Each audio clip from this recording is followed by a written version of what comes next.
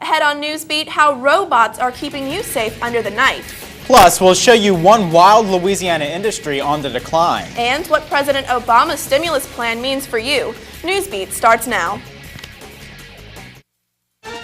From the Tiger TV studio in Hodges Hall, you're watching Newsbeat with Olivia Vidal and Stephen Calamusa.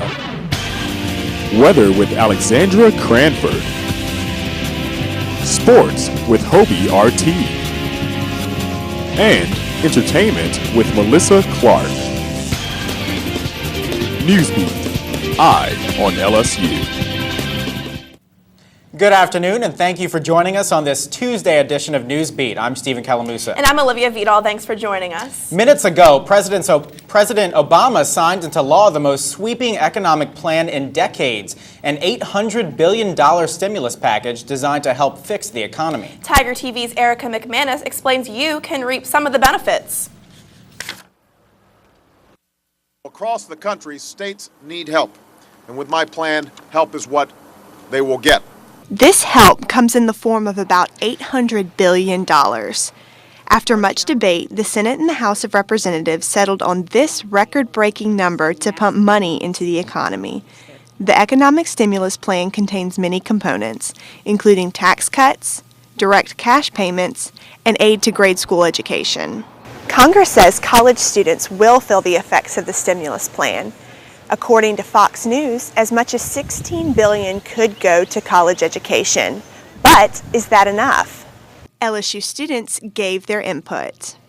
I feel that's a good idea because personally I'm a struggling college student and I have to have a couple of jobs just to survive because I don't have any loans. So I think it's a really good idea. Millions of students, that's not really going to provide enough boost to get people to be able to go to school more. I don't have the most money in the world right now, so if I get a little bit. I guess it's good because maybe they can offer more scholarships to people and maybe more people have a chance to go to college and get an education. This $16 billion will continue campus construction projects, prevent tuition increases, and expand college credit, according to Fox News. Chancellor Mike Martin says LSU students will receive the following in grants, tax credits, and work-study programs. For college students, this may come as a relief from the sorrows on Wall Street. For Tiger TV, I'm Erica McManus, Eye on LSU.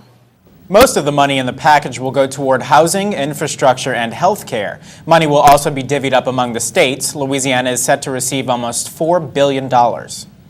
One mass communication class is offering an outlet for discussion on the statewide budget cuts. Political communication students started the Save Our Schools blog to show communication's role in political action. 9 students contribute photos and articles to the online forum, and the blog addresses the fiscal problems facing all of the state's universities. You can find a link to the blog on our website at tigertv.tv. Since 1972, Louisiana farmers have harvested more than 3 million alligators, some farm-raised and others from the wild. Gators make up a big chunk of the state's economy, but as Tiger TV's Mary Claire Palmer shows us, that trend is changing.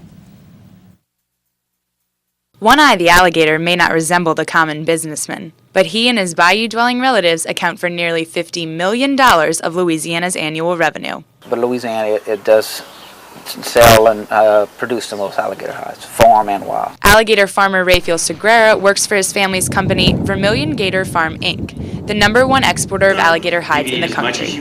My dad and my grandpa, my great-grandpa, have been buying fur since the 20s. And so it was a family business, and they've been buying wild alligators hides and hunting wild alligators whenever the season opened back up in the 70s.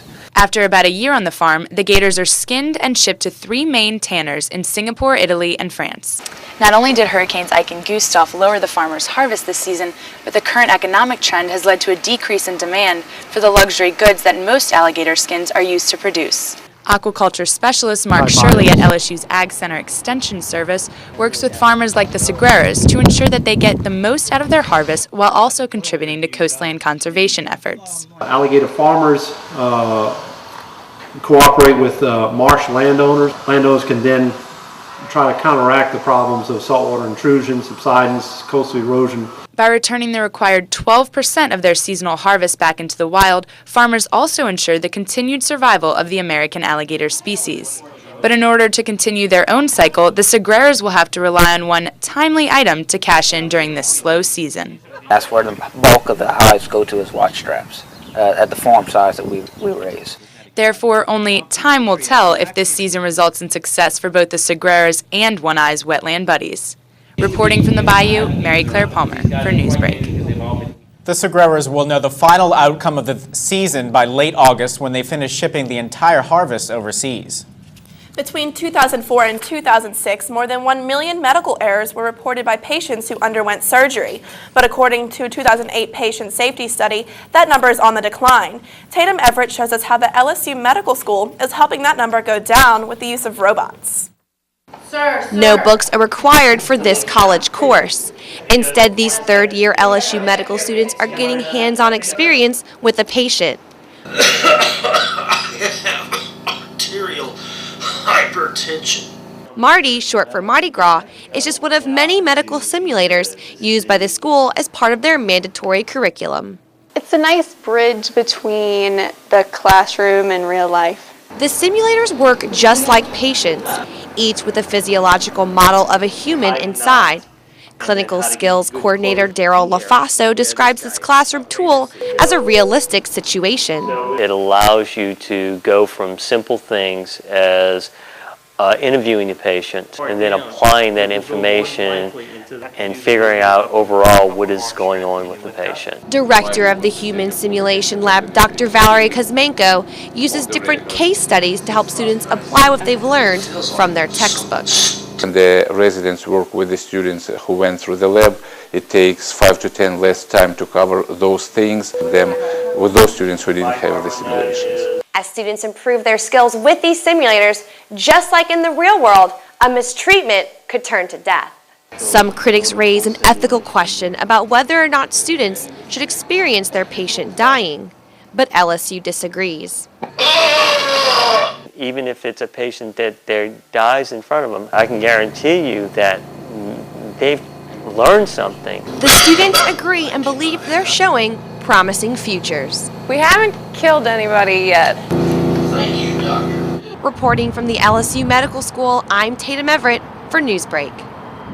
LSU is one of the first medical schools to implement simulators, and now over half of the nation's med schools use these simulators in the classroom.